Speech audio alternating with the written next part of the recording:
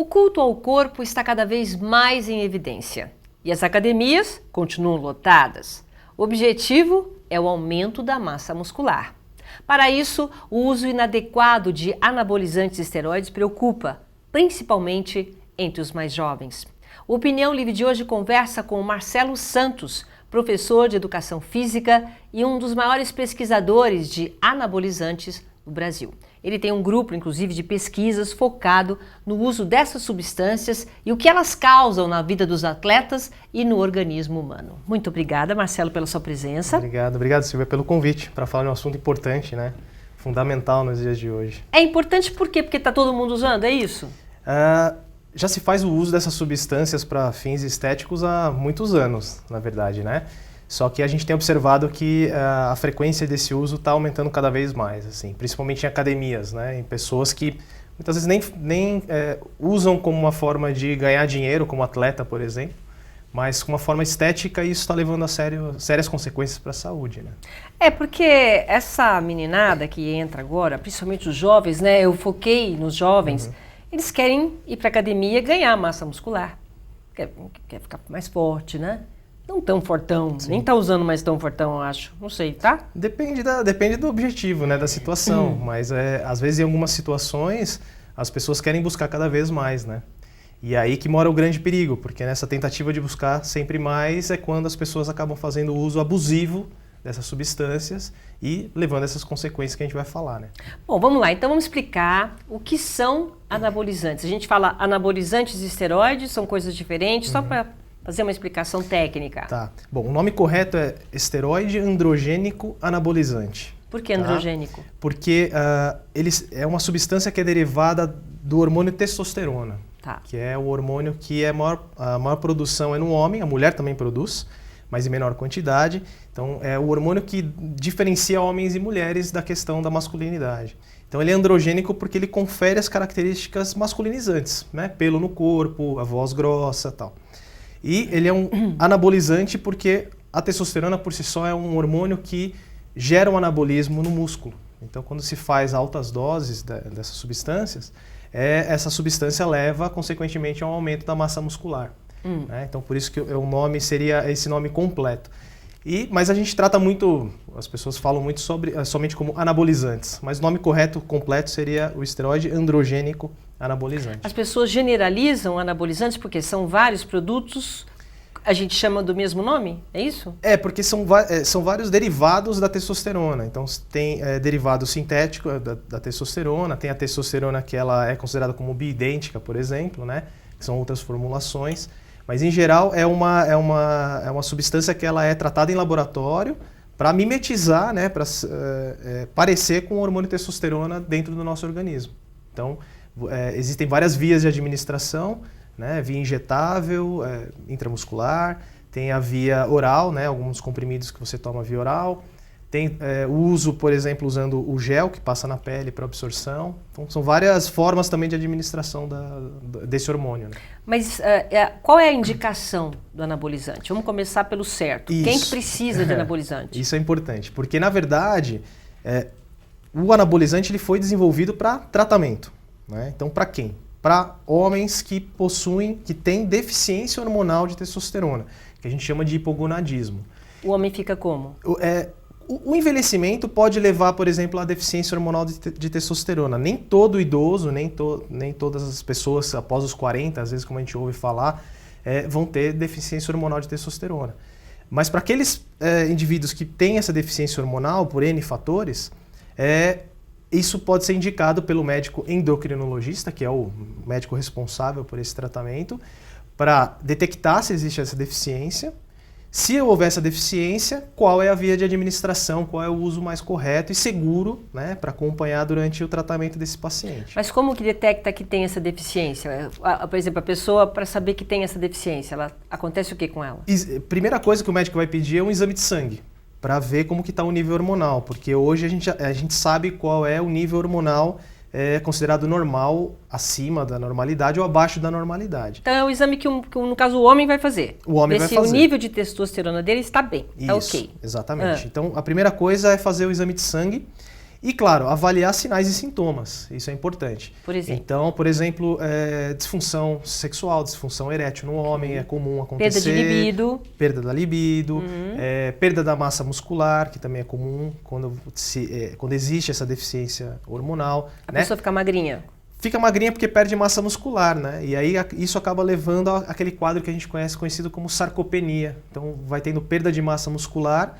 E isso está atrelado a uma série de fatores ruins para a saúde. Então, aumenta o risco de queda, enfim, perde força muscular. Então, são vários quadros que vão acontecendo se esse hormônio não for corrigido, por exemplo. Certo. Né? Então, esse são sinais e sintomas que vão acontecer caso esse hormônio esteja abaixo da normalidade. Então, aí seria a indicação do médico, daria anabolizante para essa pessoa. Esse anabolizante, como prescrição desse hormônio, para corrigir o nível hormonal. Então, a gente está falando de um nível hormonal que ele existe, que é normal, e abaixo disso. Então, é o abaixo disso que o médico vai corrigir. Tá. Então, colocando dentro de um nível fisiológico desse hormônio testosterona. Certo. Tá?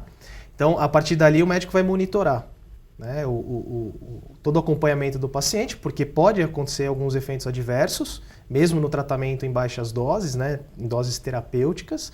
Então, efeito colateral, você está falando? Isso, efeitos colaterais, ou efeitos adversos, né, que podem ocorrer durante o tratamento também. Então, precisa ser acompanhado tudo isso.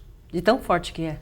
É porque é um hormônio anabólico, né? E ele é um hormônio bem... ele é forte, como você falou, mas em doses terapêuticas ele geralmente não traz grandes problemas. Mas o médico vai acompanhar isso mais de perto para ver a necessidade, ou de suspensão, ou da manutenção do tratamento. Né? Isso a gente está falando então do lado médico, né? Isso. Do lado da necessidade, da indicação, né? O homem, naquele momento, ele está precisando, então ele vai ao médico, ao endocrinologista, que vai indicar o anabolizante, que é o anabolizante andrógeno esteroide. É isso? Isso, esteroide androgênico anabolizante. Ok, isso. Tá bom. E aí, quando que a gente... Isso nós estamos falando da parte médica. Agora, quando que a gente parte para a parte estética? Isso. E é importante a gente enfatizar que é o médico endocrinologista que prescreve isso, Silvia, porque a gente está cada vez vendo mais outras especialidades médicas, né? A gente vê, às vezes, até dentista, oftalmologista, profissionais de educação física, nutricionistas, prescrevendo, obviamente, de uma forma ilegal, essa substância. Então, é importante pontuar isso. É o médico endocrinologista. Ótimo. Tá? Então, esse seria o lado do tratamento que a gente estava falando. Ok. E agora vem o lado da questão estética. Porque como é um hormônio que promove esse aumento de massa muscular, levando ao anabolismo, né? Muitas pessoas querem exatamente o corpo perfeito.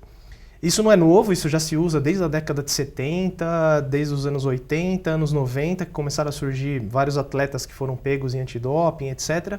Que é proibido, né? Para o atleta é proibido. O atleta que participa proibido. De competições internacionais Exato. não pode. Não pode. O anabolizante é proibido, assim como outras substâncias. Então, a WADA, que é a Agência Reguladora Internacional, né, no atletismo e em esportes, eles regulam tudo isso. Então, isso já é proibido por si só dentro do ambiente esportivo. Mas tem a questão do ganho da massa muscular, que nem eu falei. Então, principalmente as pessoas que buscam pelo treinamento de força, e aqui a gente pode destacar a musculação, que é o treinamento mais utilizado, né? Então, pessoas que fazem musculação acabam usando essa substância porque sabem que isso promove um grande anabolismo. E não só o aumento da massa muscular, porque isso também leva à lipólise. Né? A lipólise, que é um termo técnico para queima de gordura. Então é tudo que uma pessoa quer. Perder gordura, secar e ganhar massa muscular ao mesmo tempo. Então ele faz as duas coisas. Ele tem as duas frentes, né? Ele melhora o aspecto muscular e ajuda também na queima de gordura. Tá? Então é um pacote completo desse anabolismo que muita gente está buscando. E só que o que acontece é que, diferente daquele sujeito que passou pelo tratamento do paciente, que faz um tratamento com uma dosagem recomendada terapêutica, essas pessoas acabam usando uma dose 6, 7 vezes maior do que a recomendada para terapia. Então, isso promove um grande anabolismo muscular. Só que isso leva a grandes consequências para a saúde também. E isso, muitas vezes, feito em pouco tempo, né? Não sei quanto tempo que a pessoa demora para ficar grande no tratamento da academia, não sei.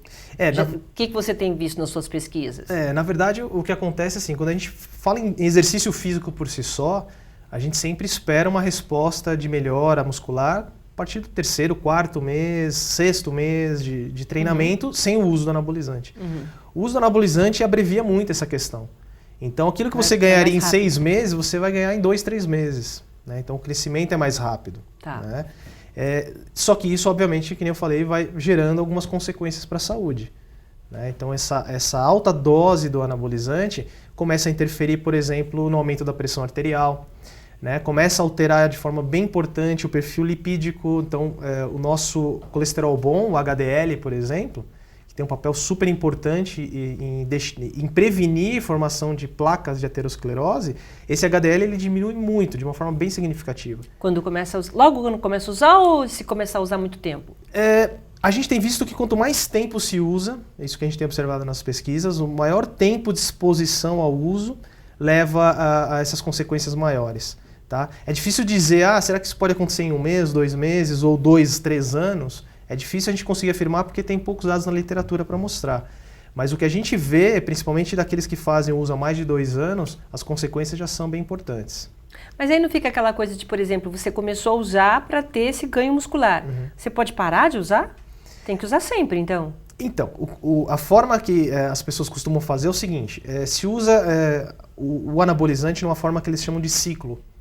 Então, são aqueles momentos que você faz uma alta dose do anabolizante por um período, que isso varia de pessoa para pessoa, tem gente que faz durante 8 semanas, 12 semanas, 16 semanas. Então gira em torno disso, 8 a 16 semanas a pessoa faz um uso bem alto desse hormônio e depois vai fazendo uma retirada gradativa. Por quê? Porque se você toma o hormônio e para repentinamente, o seu corpo que produzia aquele hormônio, ele deixa de produzir, ele fica preguiçoso. Então, aquele hormônio exógeno, de fora para dentro do seu corpo, faz com que as suas glândulas parem de produzir esse hormônio. Ele, como você está ofertando, ele não tem necessidade de produzir. Ele fica preguiçoso. Fica preguiçoso. Então, se você para repentinamente, até o seu eixo hormonal voltar a funcionar, até as glândulas voltarem a funcionar, ela demora um tempo. E aí a pessoa pode começar a experimentar algumas sensações do hipogonadismo, como se fosse um idoso que tem deficiência hormonal. Então começa a alterar o humor, pode começar a levar a perda de massa muscular, começa a levar a perda da libido e entre outros fatores. Você acaba ficando dependente, né? Em algumas situações você acaba ficando dependente porque você depende desse ciclo hormonal voltar a funcionar, né?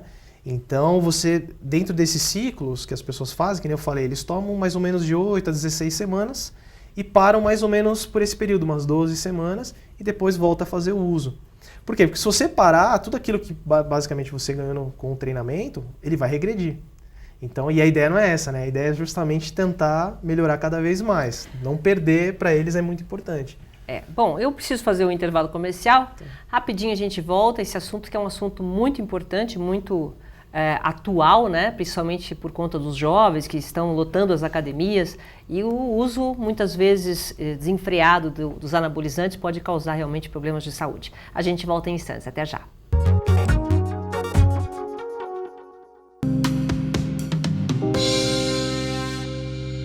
Alimentos mal higienizados podem estar contaminados por uma bactéria forte chamada salmonela. A salmonela provoca infecção intestinal que precisa ser tratada. Ela também pode entrar pela corrente sanguínea, atingindo outros órgãos e até levando à morte. Sua transmissão acontece por meio de alimentos ou água contaminados por fezes de animais. Galinhas, porcos, répteis, anfíbios, vacas e até cães e gatos podem oferecer riscos. Alimentos que sejam derivados destes animais ou possam ter tido contato com as fezes deles, mesmo que pelas partículas do ar, são considerados vias de transmissão. Os sintomas costumam surgir entre 8 e 48 horas depois de ingerir o alimento contaminado e parecem muito com sintomas de doenças gastrointestinais. São eles: diarreia forte, vômitos, febre acima de 38 graus, sangue nas fezes, dor abdominal, mal-estar geral, cansaço, perda de apetite e calafrios. A infecção causada pela salmonela é mais grave em crianças, idosos e gestantes. Após os primeiros sinais da doença, procure uma unidade de saúde imediatamente. Para evitar a contaminação, siga estas dicas simples. Lave sempre as mãos antes, durante e depois de manipular ou consumir alimentos. Lave bem os alimentos antes de consumir, especialmente as frutas e verduras. A carne deve ser bem passada e os ovos devem ser bem cozidos. Hábitos simples de higiene podem salvar a vida da sua família. Em caso de dúvidas, acesse o Portal da Saúde.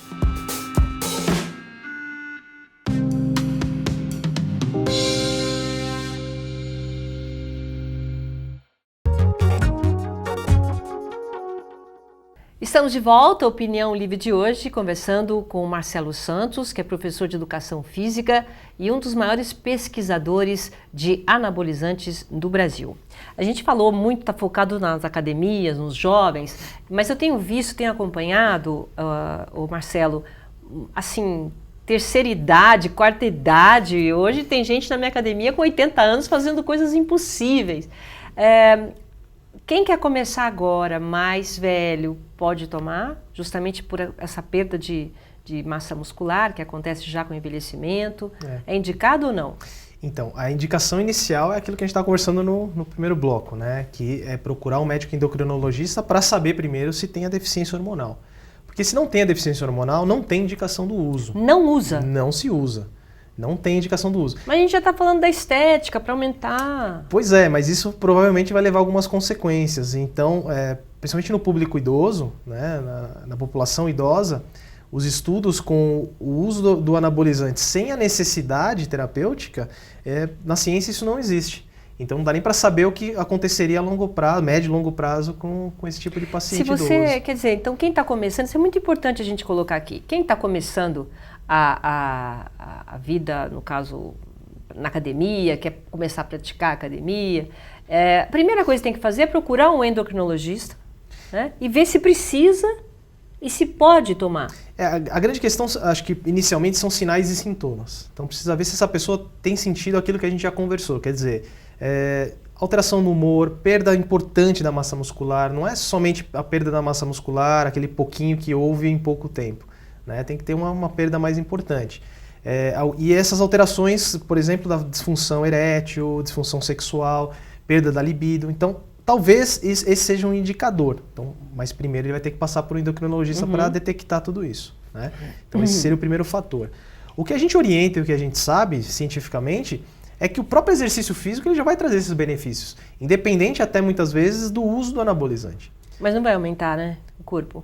Depende do tipo de treinamento, e não só o treinamento, né? Porque a orientação do treinamento tem que ser prescrita pelo profissional de educação física capacitado para conseguir fazer uma progressão do treinamento e conseguir levar a esse benefício estético que a gente está imaginando.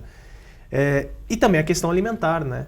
Então é importantíssimo o papel do nutricionista, por exemplo, para orientar ingesta proteica, de carboidratos, como que a pessoa vai fazer isso ao longo desse período de treinamento, associando também a dieta. Né? Então o que muita gente pensa de uma forma errada é que o anabolizante por si só ele vai fazer um milagre total.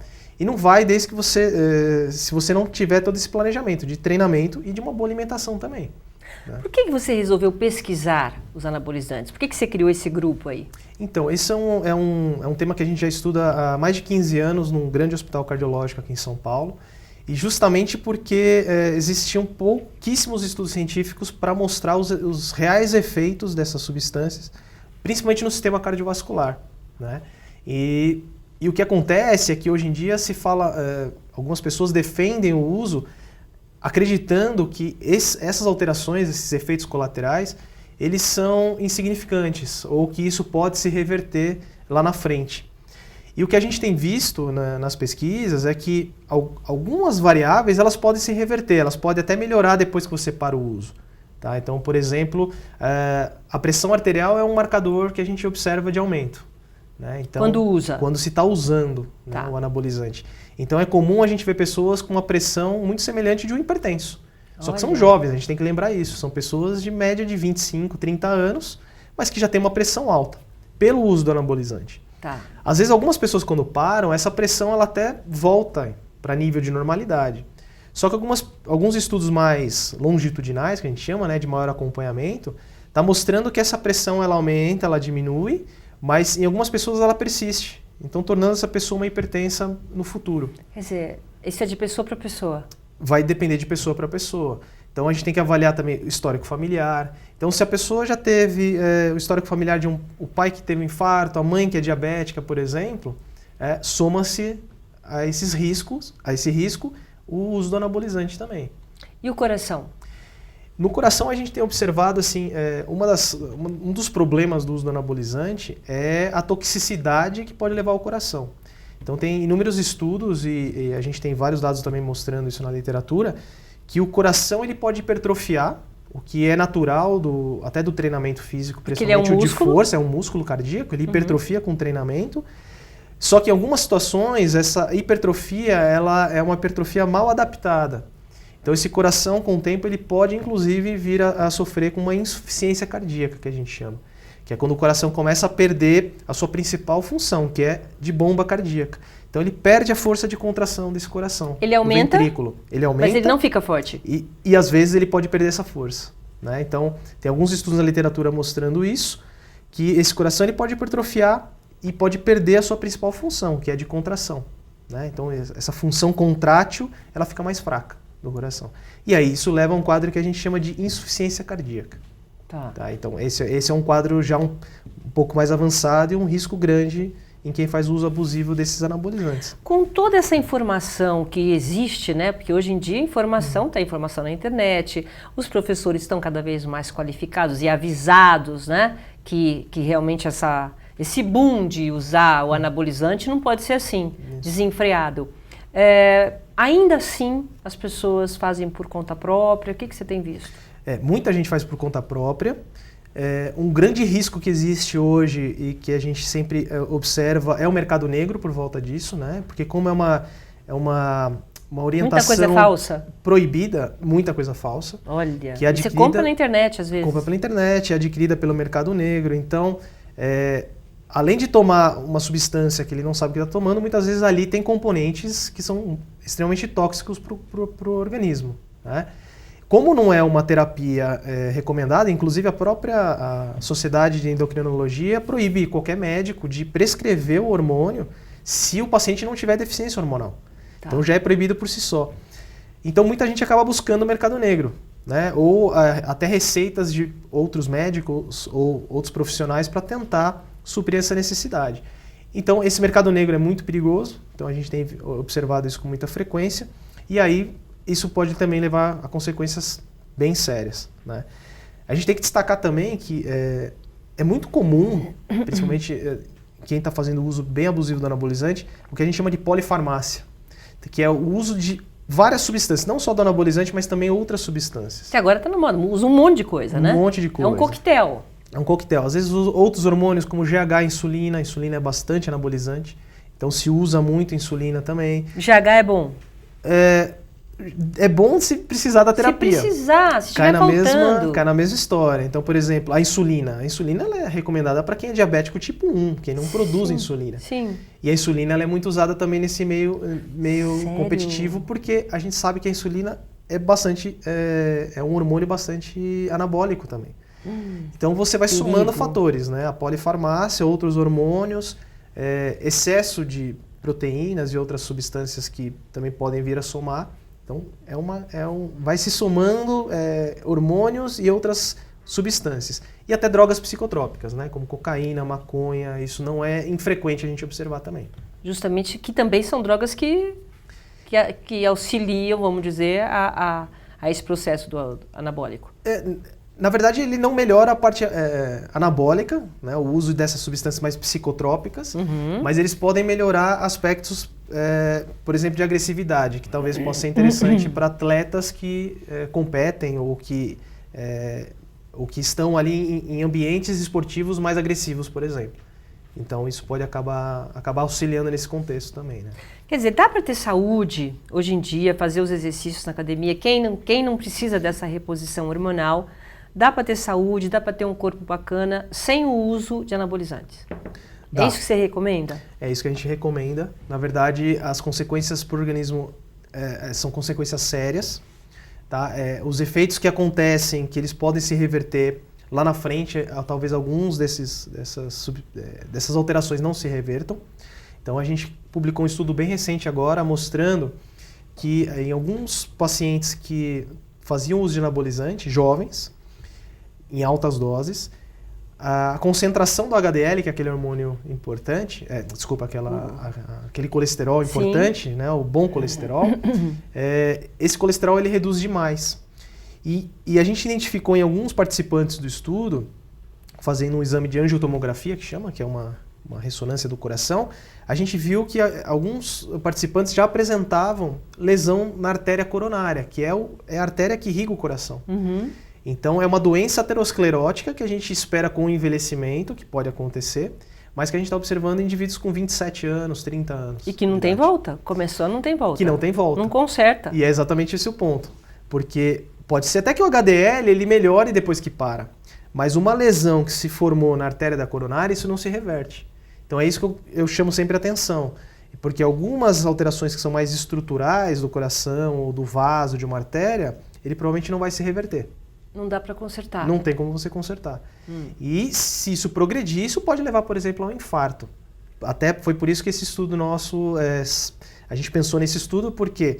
Porque os estudos de caso, que são aqueles estudos que quando uma pessoa morre é avaliado qual foi a causa-morte, em pessoas que fazem uso do anabolizante, a gente começou, tem vários relatos na literatura, mostrando que esses pacientes infartam ou por lesão na coronária ou por formação de trombo, né? Que é aquela formação que o sangue forma um trombo e oclui a região da coronária e o coração vem até o infarto.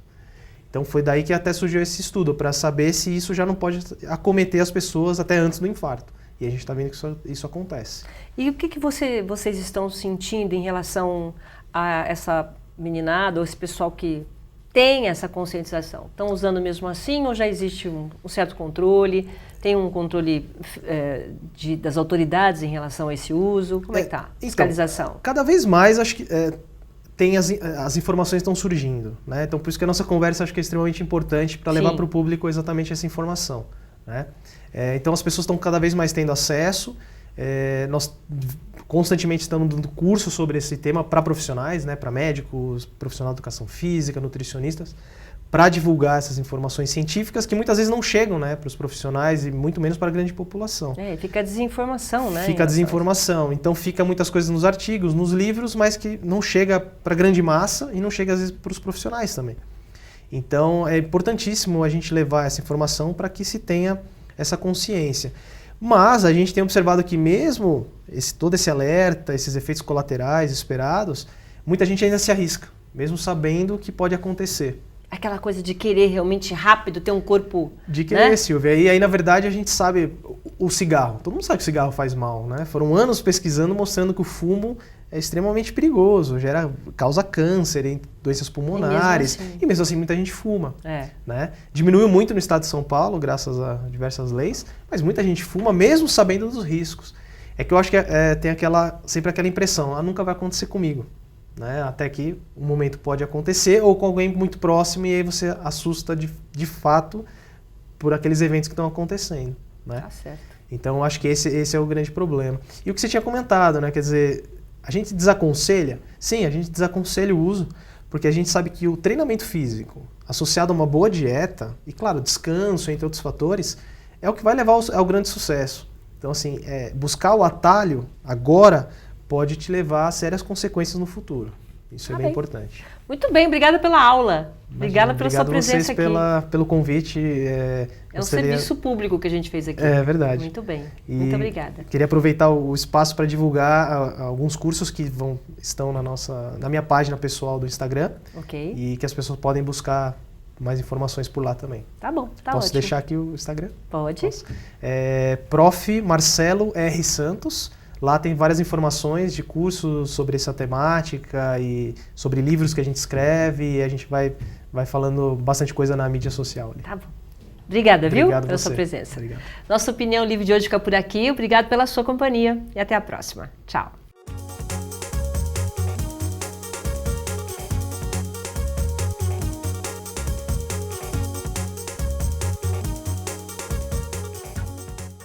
Todo mundo deve ficar atento. Uma mancha na pele pode ser hanseníase. Se você tocar na mancha e não sentir nada, ou perceber diminuição da força nos braços, mãos e pés, é melhor procurar uma unidade de saúde. É muito importante identificar o mais rápido possível. A hanseníase tem cura. O tratamento é gratuito e logo que ele começa, a doença deixa de ser transmissível. Hanseníase.